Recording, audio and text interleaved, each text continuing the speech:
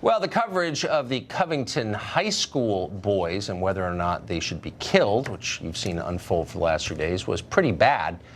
But it may not be the worst thing, the most embarrassing thing the press has done in the last 5 days, which tells you a lot. Last Friday, news outlets really humiliated themselves by their endless coverage of a BuzzFeed report, BuzzFeed being a cat website, a story that claimed that the president had ordered his attorney, Michael Cohen, to lie to Congress. Now, if you were a normal editor or reporter, you might pause before repeating this because BuzzFeed is a joke. This is the outlet that gives us stories like 19 husbands who sent the most hilariously random texts ever and 10 signs your cat is a wizard. So you might have thought, wow, how could BuzzFeed have gotten the one story that nobody else can replicate but that everybody else has been searching for? You might have asked yourself that question before repeating the key assertions in the story mindlessly and as if they were true. But nope, nobody did. Everybody assumed BuzzFeed had landed an exclusive scoop that would bring down the president. And that was so thrilling they couldn't hold back. If you were playing a drinking game last Friday and you took a shot every time you heard the word bombshell, you would have wound it up dead. Watch.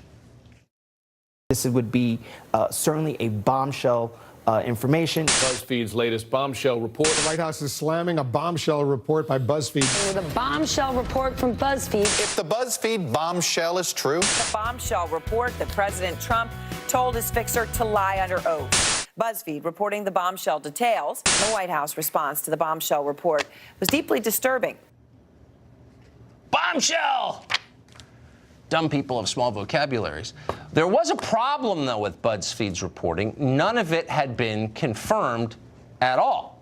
Even the authors suggested they hadn't seen the documents in question. Actually, there were two authors. It was co-byline. One said he'd seen the documents, and the other said he hadn't. That was never really resolved. But it didn't matter because the dumb people on TV so badly wanted it to be true that they repeated it.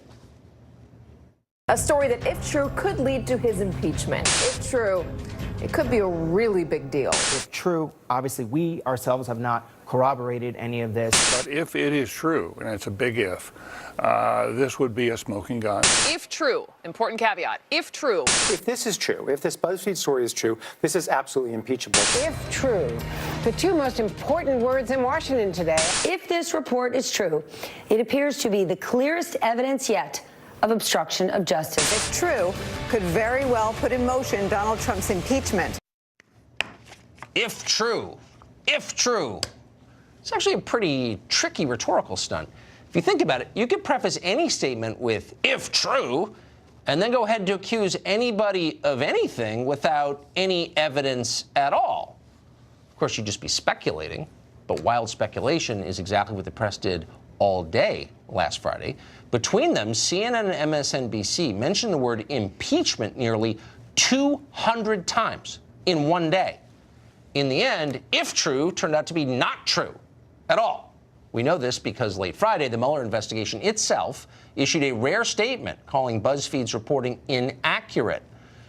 Talk about a bombshell, you might say. The Mueller team almost always refuses to comment publicly about things it is doing. It was a humbling moment for the press. They were not humbled, though.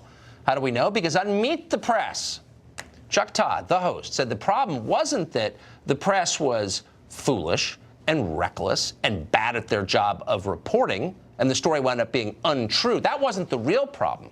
No, the real problem was that having an untrue story exposed might help conservatives.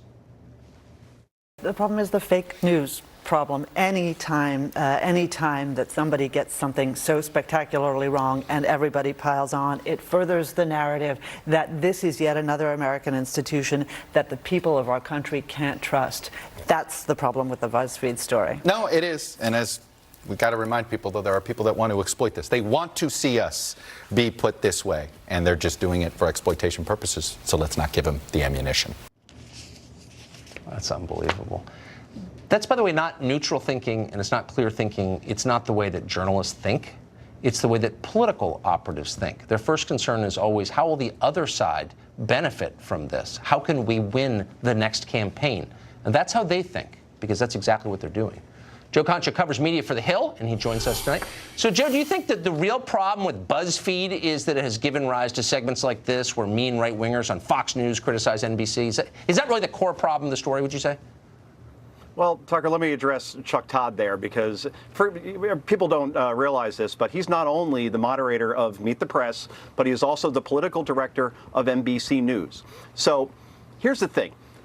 Everybody, all those anchors and pundits you just showed had ample warning that there was a serious problem with this story, because on Friday morning, before all the impeach and if truths came out, as you mentioned, you had Anthony Cormier, who was one of the authors in this piece on CNN, saying he hadn't seen the evidence that was used as the foundation for the story. And then minutes later on MSNBC, Jason Leopold, the other author on here, said he had seen the evidence. That is your red flag right there, where Chuck Todd, as a political director, then needs to get the troops together and say, guys, look, our own news organization, NBC News, could not verify this report independently, and therefore we should go about this with extreme caution. Instead, you mentioned the number nearly 200 times. On MSNBC alone, the word impeach or impeachment was said 97 times. That falls at Chuck Todd's feet as a political director when in the morning editorial meeting, he should have made sure that didn't happen. And on CNN, same thing. They couldn't verify the report independently, and it was said on there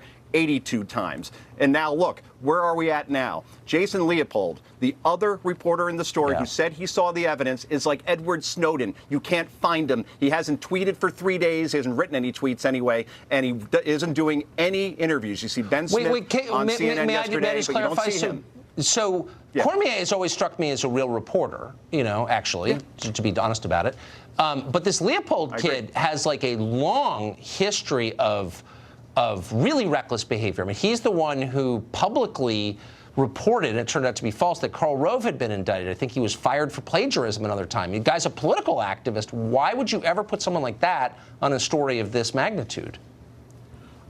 Precisely. And it's funny because with Leopold and so many in the media, the mistakes only seem to go one way towards Republicans or conservatives or Trump in this case. I mean, ask yourself this question. When was the last time you saw a major media outlet make a mistake or a major error in a story about a Democratic lawmaker? I'm racking my brain. That's such a good point. I think a couple of years ago. Yeah. Yeah, I've only been watching for 30 years. I've never seen that happen, ever, not one time. By the way, will you keep a list? I mean, I want to be honest about it. If you see Nancy Pelosi unfairly impugned by Chuck Todd, will you let me know and we'll do a segment on it? Just to correct the record. I'll be all over. And by the way, Glenn Greenwald has a great piece today in The Intercept. He lists 10 major stories that the media has gotten wrong on Russia. So this isn't a one-off like it's being portrayed by some that are saying, oh, this is just an excuse to attack the media. We've seen this over and over and over again. And as I mentioned, going in the same direction. I don't think there's anyone braver than Glenn Greenwald. Joe, thank you very much. He's great. Good to see you. Thank you. We've got more on that BuzzFeed report ahead. They're still saying it's true. They're not proving it. That's weird. Some Democrats want it investigated, though, even after it's pretty conclusively shown to be false. How does that work? We'll tell you after the break.